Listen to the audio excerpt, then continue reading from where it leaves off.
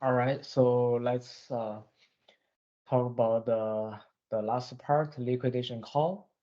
So what should we use a liquidation call? Like if someone like lots of people will like for example like deposit CFX as $50 and borrow USDT with like $49.9 USD dollars.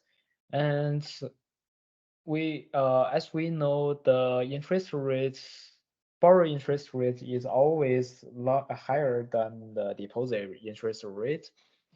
So in some day, the total amount of the borrowed is always bigger than deposit amount if the users doesn't uh, take much care about it. If it's over, the health filter falls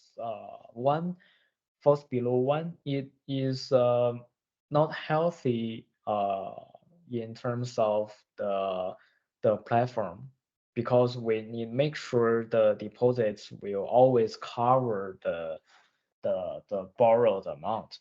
So in this way, we should perform the liquidation to help uh, the the the platform to save money. And the but what's the incentive of it?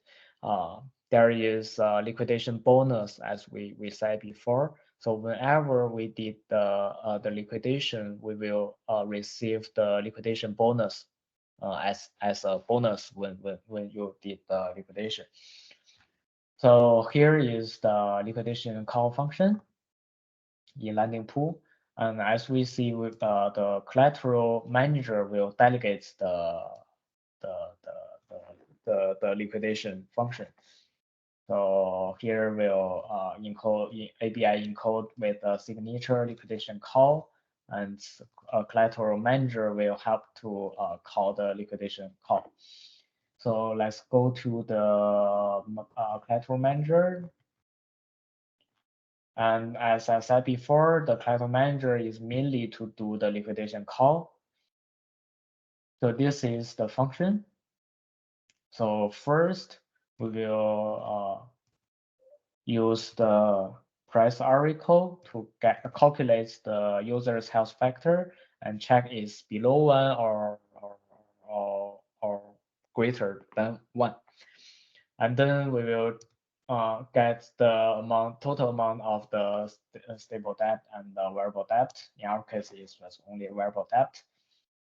And we will use a validation logic to check the liquidation call. Is very important to validate here.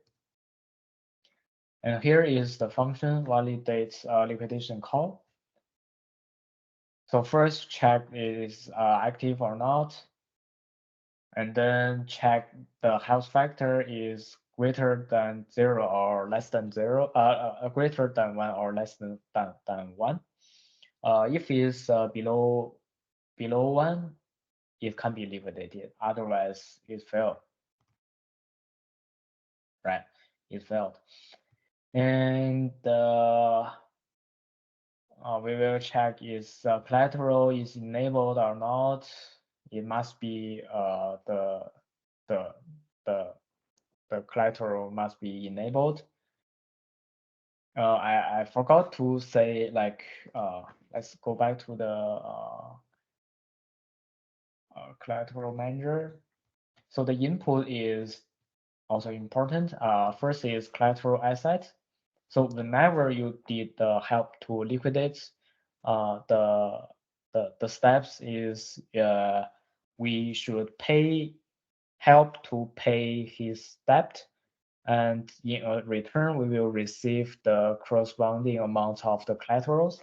So we will define what coins, what kind of coins we receive, and what coins of debt we want to pay, and we pay which users debt, and how much you want to cover the debt. And so if you want to receive a token instead of the actual tokens, you can just set it to true. And let's go back to validation logic. So here we will check is the address we provided is actually is collateral enabled. So if it's not the correct address, token address as collateral, right? And then we will check the depth is greater than 0 or not. And that's it. There's no errors. It just return it. After that, we will check the collateral A token balance. Get the A token balance and the max liquidation depth. So you will the maximum liquidation is the 50% as the maximum. So this is the maximum. This constant is 50%. We just only liquidate the 50% of the users' debts, and so everything information is collected. We will calculate the actual collateral amounts we can receive.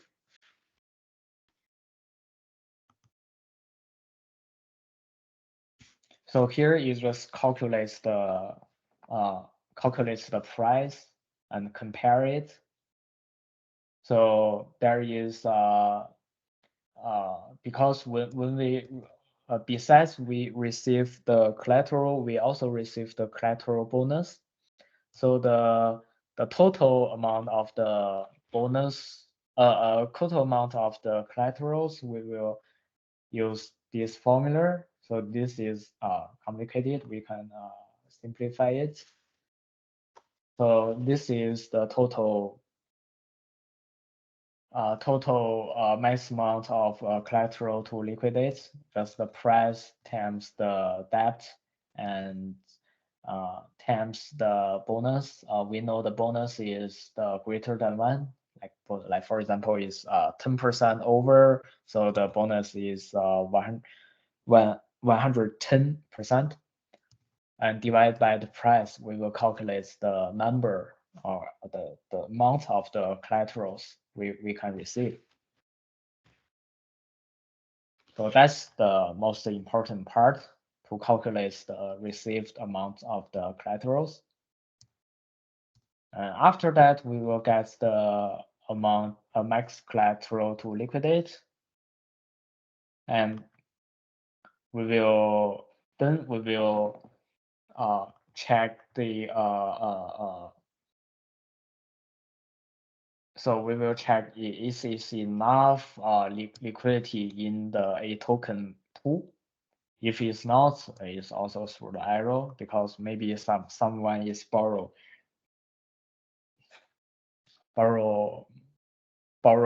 too much from a token, from that token. We can now support to pay the collateral. And then we will burn the debt token,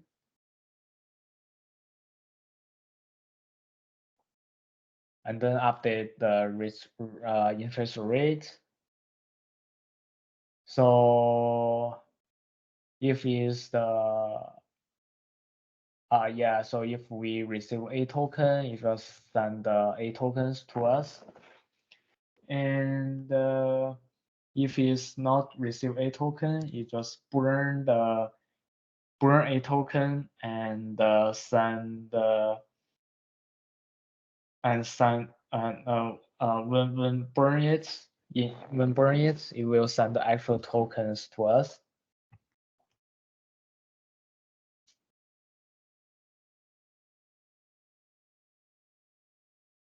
right? And after that, we will transfer from the sender to the a token address for the that asset.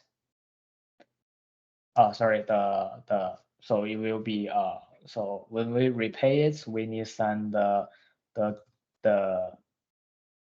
the actual debt tokens to the debt A tokens, right?